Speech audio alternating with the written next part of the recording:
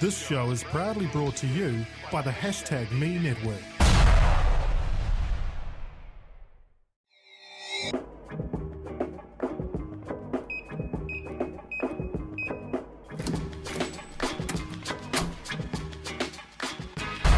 Access granted. Kia ora, and thanks so much for tuning in to episode 39 of Access Granted, our weekly Kiwi tech and media podcast. I'm Raj, my background's in film design, media and technology. And I'm Mike, and my background is in information wrangling, connecting people and getting things done.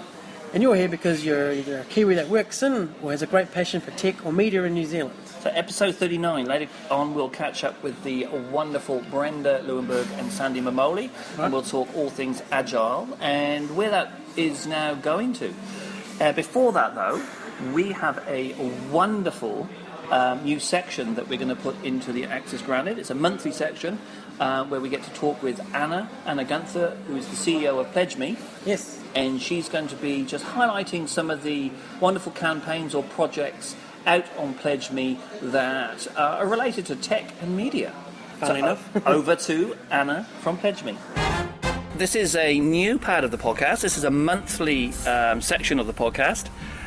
This will be Anna Gunther from PlegeMe, who's just going to highlight a few of the tech or media pledges that are out there at the moment. And I'm just sitting in a lovely little booth. Do you call it a booth, Anna? I think it's a booth. A booth. Cone of silence. Cone of silence-ish.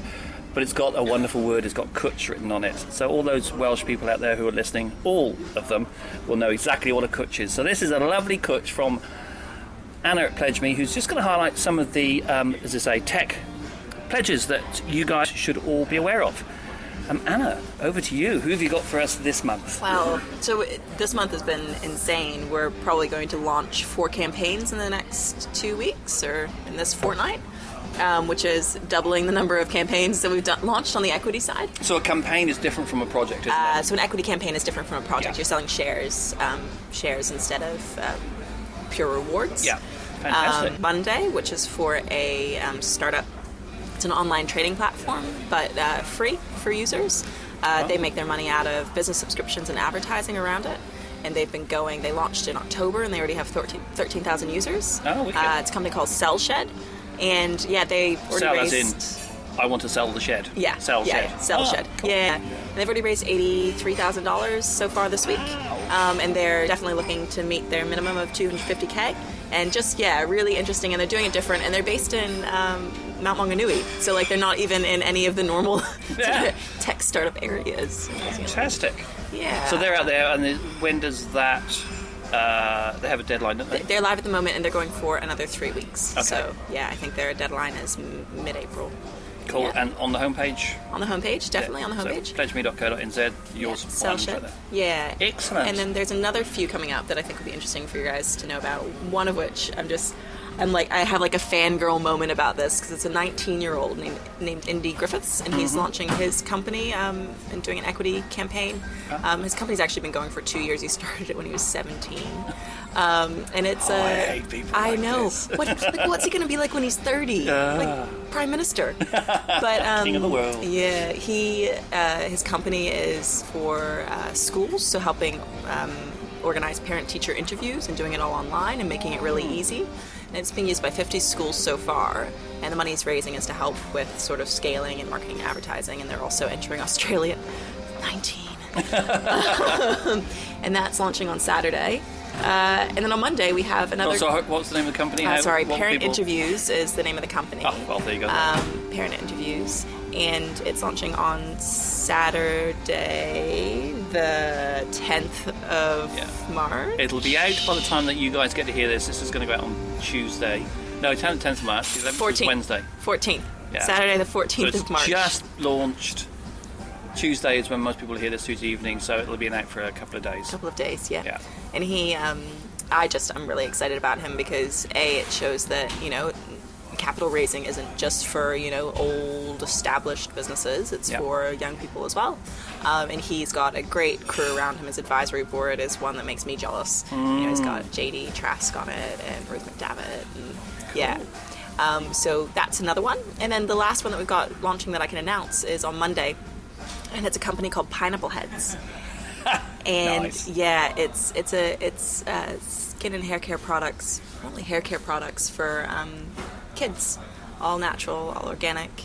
But just the woman behind it, Megan, is just this powerhouse of branding and media and amazingness, and she's built such a tribe that love what she does. And then again, it's an equity one, is it? It's an equity campaign, okay. yeah. And so her background is in advertising. She worked for Saatchi and all of them, and just she's done so well on the branding side, and now it's really getting her crowd in to help her grow it. Yep. Yeah. Fantastic. So that's 3. Remind me again. Yeah. First one that's already out there. Cell Shed is Cell currently Shed. live. Brilliant name. And Parent Interviews and Pineapple Heads are both launching over the weekend. And any projects that are out there that are sort of tech related, that off the top of your head? Scoop made their goal yesterday. They're done, aren't they? They're still going. They made their goal, but they're going for I think another 2 weeks. So you can, if you make I'd like $1,000 please, and then you've got a month to do it in, and you make your $1,000 in 2 weeks, you can still keep going. Overfund, pledge yeah. And overfund. Yeah. And So you can on the project side as far as it goes. On the equity side, you have a max that you hit as well. So you set a minimum and a maximum. Yeah. But on the product side, you can just keep on going, and they're saying that if they make more money, they're going to mobile optimize their site. Excellent. So technical. It's really cool. They've done really well, and I joked with Al that when he met his goal, he'd have to jump into the harbor. And he met his goal last night, and he jumped into the harbor this morning. Oh, he did? I missed it, but there's a video. Someone sent it to me. Fantastic. Yeah. Good on him. Yeah. Oh, that's Committed. cool. Yeah. Anything else? Or we're wrapped up for... I think that's the stuff on my radar at the moment that you'd be interested in. Yes, so this is the first of a monthly one, so we'll catch up each month and just find out what the tech campaigns and projects are. Of course, these are just the tech ones or the media focused ones. There's an awful lot on there that we're thinking we won't flood you with everything, guys, because I'm sure that you won't want to know everything. But the best way, of course, is to go to the website, plegeme.co.nz. Yeah, and just look at what's trending. Yeah. Fantastic. Thanks a lot, Anna. No worries. Thanks for having me. Well, that's pretty insightful stuff there. It's amazing to see what PlegeMe are up to. It is, isn't And it? that school booking system sounds fascinating. So I know from parents, and I am parents, booking can be problematic, and depending on what school you're at. So this thing's quite cool. So you said, and they said something about 50 schools are on board already. Something like that. It's very cool. So it's a great equity campaign that you can get behind and become a shareholder of, and help the business grow. That's awesome. And so monthly we'll catch up with Anna for a quick snippet of what's going on PlegeMe. Absolutely. Awesome. And next we're talking to, Mike ran down and talked to Brenda and Sandy from Nomad8 about their agile system and a bunch of other things that I wasn't there to listen to, really. their agile practice and also how they see that the framework of Scrum or peer-to-peer development, that's sort of a problem that's been solved, and talking about what it means in a wider context to be an agile organisation. Fascinating conversation. Righty-ho, today we're in, I can't say it, can I? It's Cafe... Bodega Canal. Canal? Yep. We're in Bar Bodega, which has got a cafe, which is absolutely gorgeous. And I'm sitting here today with Sandy Mamoli and Brenda Leuenberg, both from Nomad8. I'll let those guys introduce themselves in a minute, but first of all, I'm going to ask the question we always ask for both of them. So Sandy, you first. What makes you happy? It makes me happy to sit in a cafe whose name I can't pronounce. And have coffee and talk shit. Excellent. It makes me happy to be able to do the things I want with the people I love when the sun's shining. Excellent. Glad you're happy with that. That's so much deeper than mine. Just show. I am. So Nomad8, you guys are both, you're the founders and the owners of Nomad8, is that correct? Yes. Can you both give your views on what Nomad8 is, why you started it, and where's it going? Nomad8's a home for consultants, basically. It started for particularly agile and lean coaching people, professionals. Yep. It started as the idea of it was that coaching agile teams was something Sandy was doing, and really wanted to be working with peers, with people that she could we could together learn from or be inspired by or develop with and work together with. But we were not necessarily interested in setting up an agency, like a company that hired people. So we have a bit of a different structure. But the idea... So the people don't work for Nomad8? No. Oh. So you can expand on the origins of it. It actually goes back almost 5 years when I went to Stockholm. And I had been doing agile consultancy for quite a while. And the life of a consultant can be quite lonely. You either work for a consultancy, but people tell you what to do, and you're in this whole professional hierarchy, which I don't particularly like. And You mean both, mate. You mean both. I know. So I was a sole agent, and but I was kind of lonely, so I missed mates I could work with. And I didn't want to start a consultancy. A consultancy is there are a gazillion of. So I heard about this consultancy in Stockholm that ran in a very different way, where the main goal was to create a family for consultants, and nobody is anyone else's boss. People are not employed, they keep their freedom. So in the background, everyone is either a sole agent or run their own company. Yeah. And that means they find their own work, but they work together under an umbrella. And everyone leaves a little bit of money in the mother company, so administration is covered, and marketing, blog, web service, hosting, all that stuff is covered. Is it sort of the sum of the parts is greater than the whole? No, whether the whole is greater than some of the parts. It's that concept. Yes. But without all of the gives you timesheet. Blah, blah, blah. Yeah, so it's with people are self-managing. It's not about, it's not about not having leaders and followers and things like that. It's actually just about having peers, so people to work with that you enjoy. Yeah, and you get the connection back, as in the family, to go, oh, you know what I'm doing here, or can we just have a chat? And there are shared resources. Oh, okay. We share everything. Any IP is shared. Any work that comes in, if any of us is being asked, do you want to do this piece of work? Yep. And if we can't do it or don't want to do it, the first thing we do is ask the others, do they want to do it? And we share that. We have a constant communication channel that's open, like we're all in a Skype group all day. So if anyone has a question, wants to have something peer reviewed, wants to bounce something off, we do that for each other. Cool. How's it perceived on the outside, particularly? I mean, do people, they want to hire someone from a company? Have you had issues with that, or do they see the company and therefore? It's the company. Yeah. It's also any liability and so on. It's Nomad8, so they would hire Nomad8, and we make sure that we deliver what we have promised to do. There's a contract with Nomad8, and it's the group. They don't hire a particular person. This is just in the background, so that people. So that we give each other the freedom to choose whatever work we want to do, to make sure that if you work 700 hours a month, you get more money out of it than if I decide to work 3 hours a month. Yeah. How do people join the collective, the family? It's very selective. Yeah, I can imagine. Well, it's a family. I mean, it's people you want to work with, so it has to be people that you want to work with. Everybody has to agree, basically. If somebody is nominated or if somebody is suggested, we would all meet them independently or as a group, and we make a decision together to bring somebody in. Or if one person sort of says, actually, I really object to this, or I'm not convinced, then that doesn't go ahead. Cool. So it's kind of a collective decision in that respect. Yeah. And there's some ground rules around it, because it's none of us are professional at HR and interviewing people, so we have a rule that one of us at least must have worked with that person, and they can then recommend someone, and then they meet everyone else and they say yes or no. And the only exception would be is someone who's really world famous in the agile scene. So if Esther Dooley or Ken Schwarber wanted to join, we would probably You'd be say fine yes. with that. Yeah, that's okay. Be fine. Yeah. Sorry, I haven't worked with you. Go away. You have to make them make sure they went to Wanker. Yeah, true. Yeah, well, If we don't like them, famous and being a wanker seems to go together.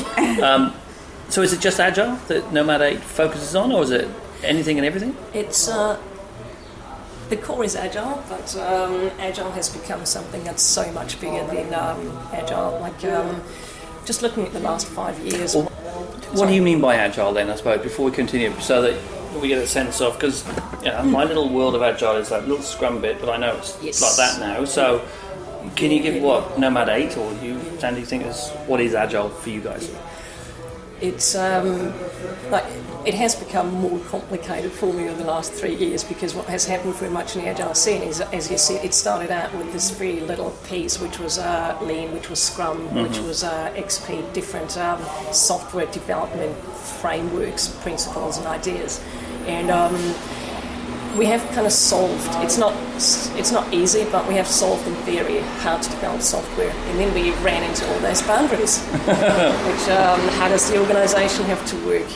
What's all this other stuff? So what we have added is management techniques. It's design thinking. It's complexity theory, ideas from all those sorts of fields, and it has become this new thing.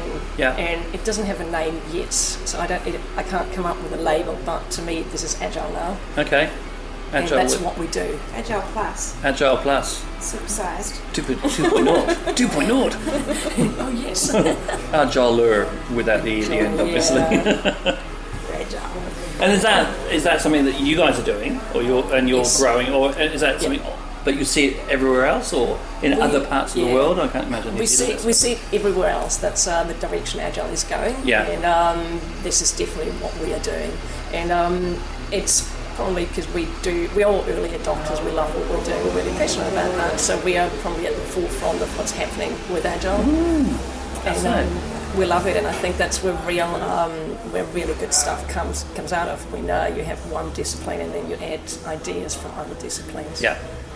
And actually, I think what we've seen, we have a certain sort of assumption that here in New Zealand we're kind of, behind the rest of the world and trailing along and picking up ideas from here and there, and we're doing okay. But what we found with the work that Sandy's been doing, particularly in recent years, is when we go overseas and talk to other people or present about that, it is really at the edge of what's going on. So we're certainly not straggling along behind the rest of the agile. Very cool. We're pretty much up there with everybody else. Yeah. I actually think we're kind of ahead. When I remember us moving to Wellington, and I had done agile for we had done agile for 3 or 4 years at the time, and not many people were doing it here. I was like, oh my god, this place is so behind. And you can use it backward. It's like So. Ding, ding, ding, ding, ding, ding, ding. I know what you thought when you flew in. Yeah. I know. I didn't shut up about it. That's a nice suburb. Where's the rest of the city? Oh. We drove a different way home every day for a week just to make Sandy think the city was bigger than it was. It took me a year to find out. Doesn't pay attention to streets. I'll never trust my chauffeur again. But at that time, it was kind of... It was... In terms of agile, it was a bit backwards. And fast forward 8 years later, I do a world tour every year, and I've done that the last 3 years, where I go and travel to Scandinavia, to the US, and so on, and have a look in Australia, have a look at companies at what they're doing, like Spotify and Zealand ICT and other companies. And what I see is that we're not behind at all. There are parts of New Zealand that are absolutely cutting edge, that are driving where agile is going. That's fantastic. And that's awesome. I mean, in a way, I think that's something that we recognised when we got here as well, that New Zealand offers you, by virtue of it being kind of remote and kind of small, the opportunity to experiment a bit more. It's not so embedded and in process and culture that other places might be, or history. Like people are a bit more risk takey, and not government so much. I was going to say, not everyone, surely. No, not everyone. No. Yes, I mean we sit in here in Wellington and talk government, but it's just large organisations. The Fonterra, we haven't got that many, to be fair. I'm going to name the one we've got, Fonterra. Other organisations, or the work you're doing, is it more on the newer? I was going to use startups, the wrong phrase, but the newer businesses? Is that who you're talking about, saying they get it and they're using it, or do you have you can point to a government department and say, yeah, they're trying it. There are government departments that are trying it, and some that are quite reasonable. There are parts within the ACC that are quite reasonable, for example. Oh, cool. But it is not the entire organisation. And so I find with government you get stuck in a pocket, and there are awesome pockets in New Zealand. I don't know, we have other people at Nomad8 who specialise in government who could tell you exactly how New Zealand does compare to other countries. Yeah. Personally, I've stayed away from government. I'm not a very patient person. So it's not my thing, and I love, and I think you too, internet companies, and they don't necessarily have to be startups, but internet companies usually have a different culture. Like I worked with PlegeMe the last 2 years, and it's a very different culture from the ACC or DAA. Or even KeyWorL or non-internet, non-tech companies. Yeah. But there's even like the BNZ, for example, who I worked with 4 or 5 years ago. They are doing really, really well. Dare I say, for a bank. I have seen a lot of banks in Australia, for example, some banks in Australia, and compared that to what the BNZ are doing here. They're 5 years ahead. Wow. And that's very cool to see. Kiwi Bank as well is we don't work with them, but they're doing pretty well as well in their implementation. Yeah. I think what you find with government particularly, or with places that have pockets, it's sort of like, as long as the things function within that pocket, that's okay, but as soon as they start touching the other parts of the organisation, that's when it sort of falls apart. So to implement an agile or sort of like this kind of approach across an organisation, it needs to be throughout all the layers, and it needs to be accepted all the way across. And what usually happens in the pockets is either they just stay being this little pocket, or once they hit the edges of their, hit the boundaries of their world, it breaks. And then kind of agile gets the blame, as opposed to, maybe we should think about this differently. Well, which is going back to, I suppose, agile is bigger than the technique and the frameworks and the stuff that majority of people listening would think of. It's not that, it's the boundaries, it's the everything else that needs to support and work with. Yes. Yeah, that's a great summary. Did a brilliant job there. So you work with PlegeMe. PlegeMe is the one I know you're with, and also, did you do work with Snapper? Yes. Yeah, those are the two that I know you, and so they would be your typical successors, is the wrong phrase, the companies who get it, for want of a better phrase, yeah? Yep. It's companies who have the right agile culture from the very beginning. There's a difference between being agile and doing agile. Being agile is a mindset, and you walk into companies like Snapper. Snapper is an incredibly well-led company, and they have an awesome culture. They are agile, but we're a bit on the chaos side. The same for PlegeMe. Yeah. And if you got that culture, it's actually those are companies that get it, and then you introduce techniques, principles, ideas, and you can be pervasive throughout the organisation. Focusing the energy as opposed to just going for it. Is that fair? Yes. Is that valid? Is it now? That's very well put. Cool.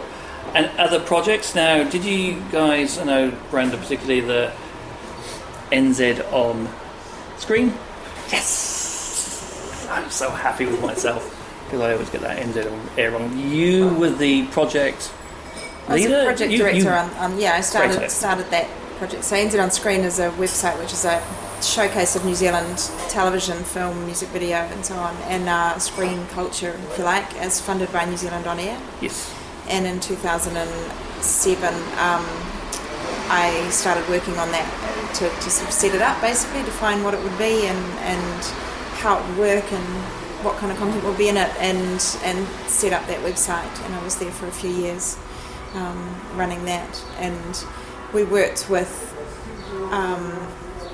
to build that site and develop what it was. It was an amazing opportunity. We had effectively the mandate of, we want to put video online, go and do it. Here's $1 million, go and do it. And so working with Chrome Toaster and with Udo to build that, and working with Agile in a way that was quite challenging, across different companies and different locations, and not necessarily open-ended project, but a project that was being defined as it evolved. That was quite fun. And I mean, I look back now. I remember at the time when you were working on it, and then when it came out, it felt like, oh well, you know, that's what everyone's doing. But now you look back, I don't know. There's the BBC archive, which is sort of got some stuff in there, but it seems quite. It was actually quite revolutionary at the time. That's the word, revolutionary, yeah. And to be honest, I think it would be almost impossible to start something like that now. Because the environment that we're in financially from the government would not support that kind of endeavour or risk, if you like. It was a pretty brave move, but I think it had a lot of challenges, particularly mostly around sort of accessing content and copyright and things like that nobody kind of foresaw. It was like, we've got this great archive of material that's been made in New Zealand, let's put it online. Yeah. And, you know, there were for a long time 2 full-time people clearing rights on shows, and, you know, nobody really saw that coming. Well, it's ours, there it is, it's in the cupboard. Yeah. Just technically put it on the web. How can we show the video was our big issue at the beginning, but it became a hell of a lot more than that. Wow. Solved, yeah. Are you not at the project I'm now? Not. No, now I'm actually working with NZ on Air, which is a completely different entity. Yeah. Just starts with the same letters. That's right. It's very confusing for people. But NZ on Air is a government agency that provides funding or dishes out money to producers for making television, music, and I run a digital media fund, so we fund interactive projects. It's not to do with Nomad8. It's separate thing. So, will people have seen any of the projects that have been funded? Well, that's a dumb question because only you, listener, can answer that question. What has been funded that I could potentially see? The biggest challenge that we have with the digital projects that we fund is reaching audiences, because it's all very well to have a great idea for an app or a website or a web series or something like that, and you make it and you put it out there, but then letting people know that it's there is really, really hard. Yes. Shifting people or getting any kind of publicity, shifting people from whether it's on television or on a poster or on a billboard and into their device to look at something is quite hard. So it's possible that people haven't heard of some of the things, but we fund. Well, they're about to now, and they're about to go and see them. They're about to now. So we fund web series. There's been some quite good web series. I don't know if you've heard of Flat 3. No. Which is an excellent comedy web series. We just funded the 3rd season of that, and that's about these 3 Asian 20-something girls living in Auckland. It's very funny. So where would they find that? Flat3.co.nz? Flat3webseries.com, or they could actually just search for Flat 3. Yeah. And on the NZ On Air website, there are links as well to all the things that we fund. Cool. High Road is another series that we funded a 2nd season of, and it's about this ex-rocker DJ running a pirate radio station in a caravan in Piha.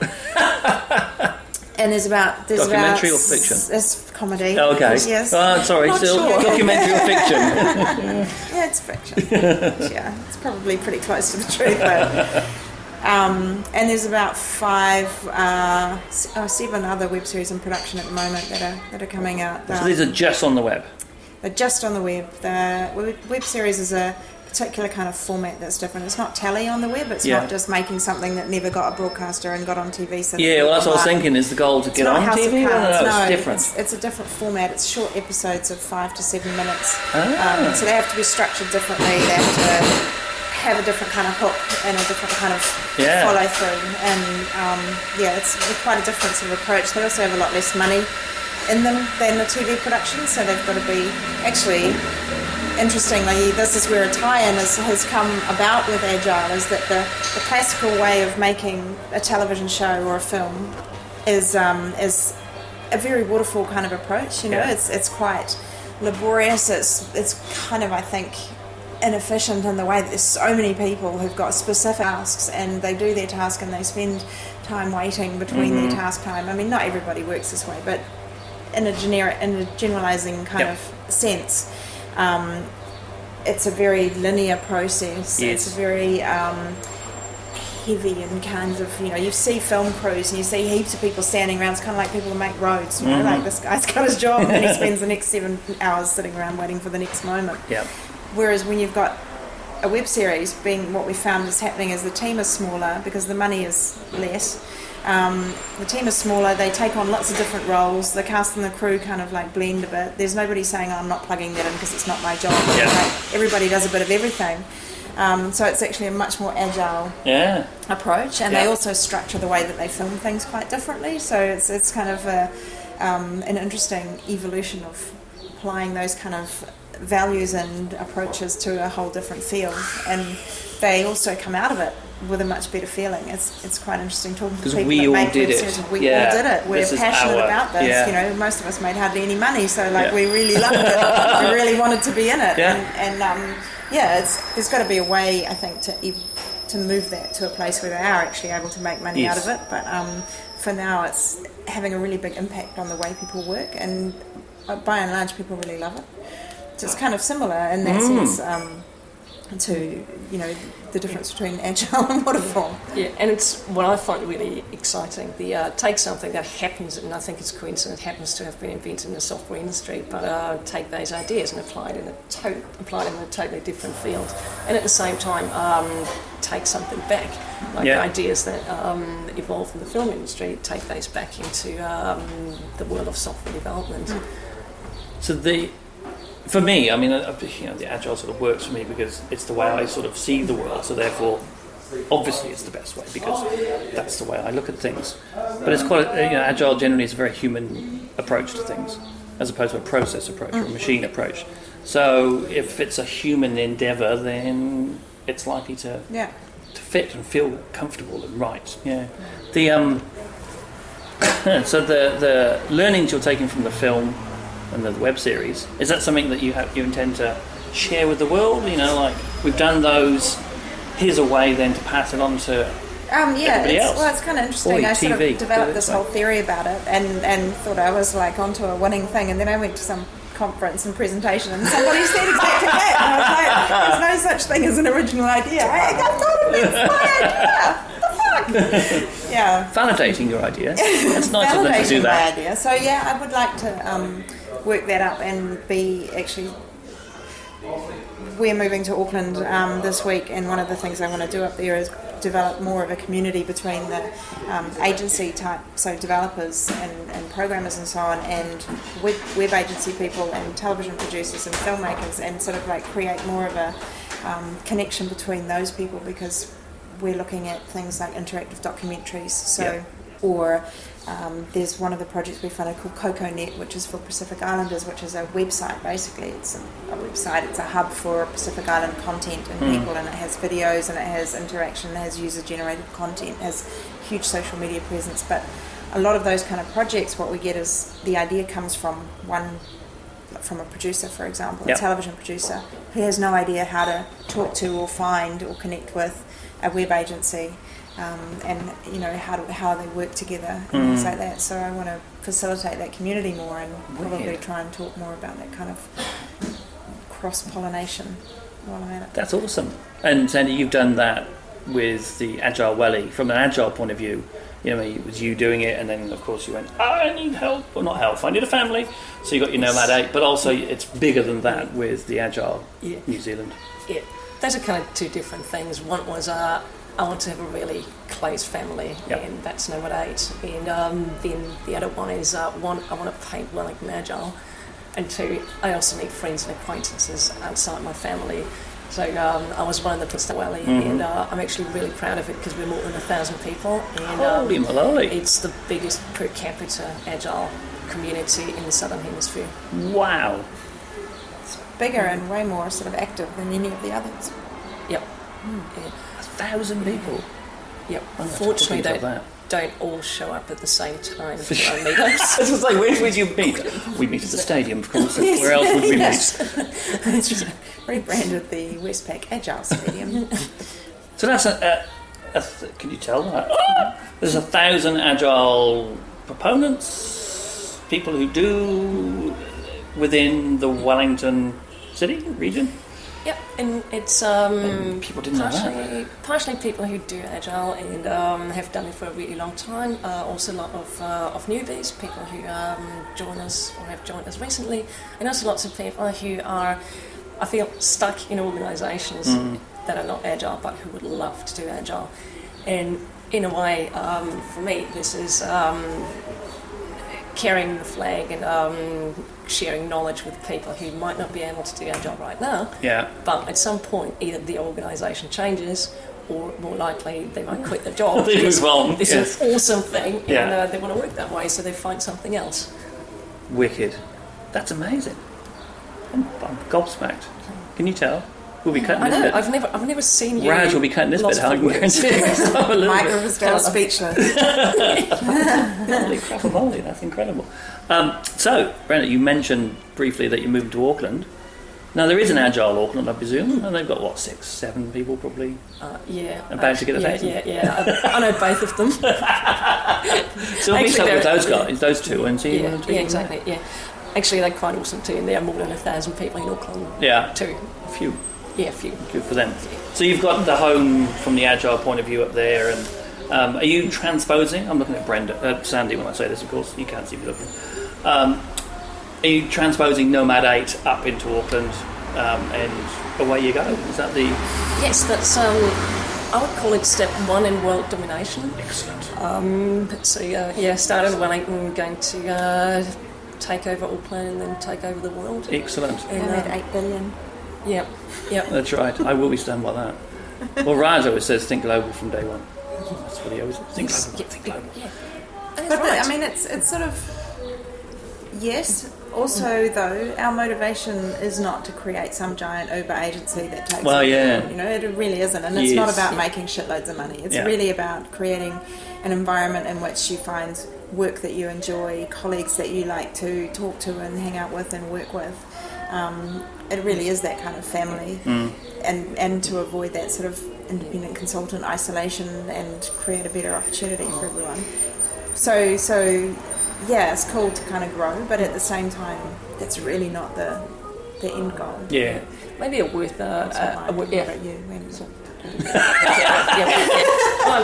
Strategic discussion around Nomad8 directors. I mean, world domination, not in numbers, but maybe the serious word about growth.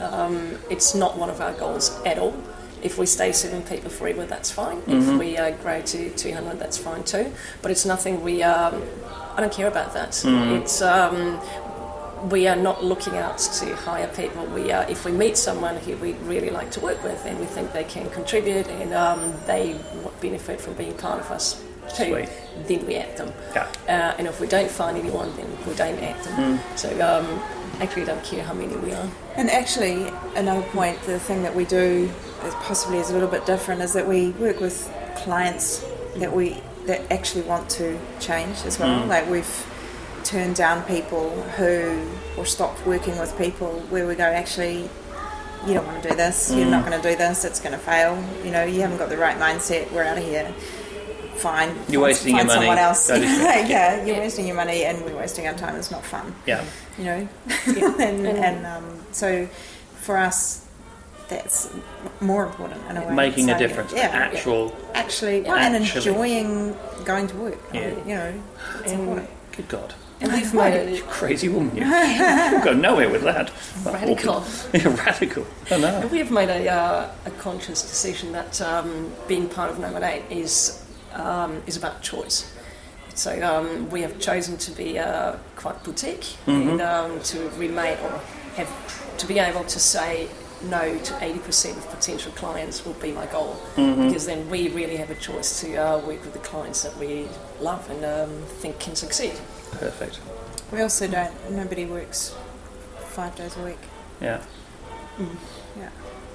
I mean, lots of people go to work, but they don't do the same. Yeah. People appear at their desk. Yeah. The one thing we maybe haven't seen, I want to point out, is that if you're part of Nomad8, then you're not part of any other consultancy or freelancing or anything. That's your exclusive family. Yep. You can only have one family. You can have other friends, Yeah. but one family. It's like joining the mafia. Once you're in, you're in. Yeah. Yep. Yeah. Nobody has left alive. You don't leave. Is this why you really have to leave Wellington? Yes. It's all starting to get a bit too hot here, isn't it? Time Please to go. don't look in our basement. About those builders. Yeah. That guy didn't work out. Oh, we might leave that in, we might not, I don't know. It's scared of crap. It's HR 3.0. So, HR 3.0. Yeah. Without people anymore. Human resources Don't judge 3.0. people. Oh, I see. It's really Don't boring. manage the amounts. Performance management, it's just boring. It's like, you're good or you're dead. Yeah, you're good, you're right. Thank you so much, guys. Where can people find both Nomad8 and you guys separately? Nomad8.com, Nomad number 8. number8.com, Yeah. and Brenda at Nomad8 or Sandy at Nomad8. And on the Twitters? Because most of the people who listen to this are on the Twitters. On the Twitters, I'm Digital Harpy. And I'm at Smamol. Smamol. Thank you very much. I really appreciate it. And have a grand time in Thanks, Auckland. Mike. Thank you, Mike. Well, that was quite interesting because I'm just recently learning about Agile myself and about some of the people in my particular segment of the industry are getting into Agile. I guess they call it the Agile methodology rather than just developing from a developer's point of view. Yep. It's quite interesting, eh? It's It amazing is. what these guys have done. It is incredible. And just the whole Agile Welly. Sandy was talking about they've got 1,000 members of the Agile Welly community now, which I blew my socks away actually. 1,000 that many? people are doing Wow. Agile in Wellington and in New Zealand. It's excellent stuff and very impressive the work that both of those people are up to. And that's us for another week. Thanks for those people who are commenting on our Twitter. On what's our Twitter handle now? Access Granted NZ.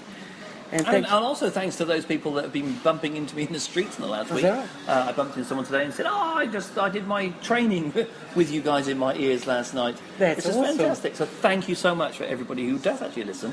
And of course we love to have our egos rubbed and people to tell us that they who listen. doesn't, eh? Exactly. Yeah. But thank you so much everyone who does listen. That's cool. And coming up next week.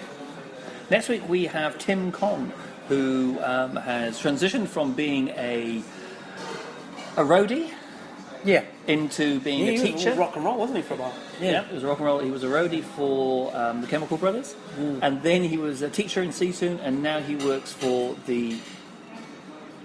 I remember I got the name wrong during the thing. I had to ask what it was. We'll find out. It's Network for Learning, Yeah. N4L, and he's talking about how technology can assist with schools, and he's got some extremely insightful views on not just the technology itself, but what it means, particularly with the actual practice of learning and teaching. It's a fantastic interview. And also not letting the technology get in the way. Exactly. It's very cool. Yeah.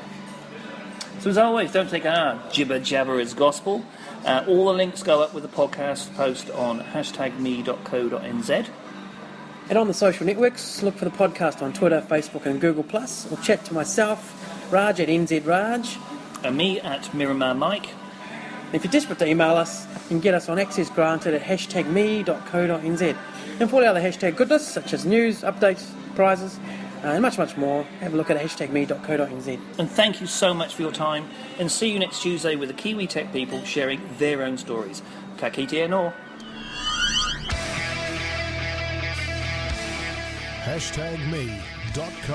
#me.co.nz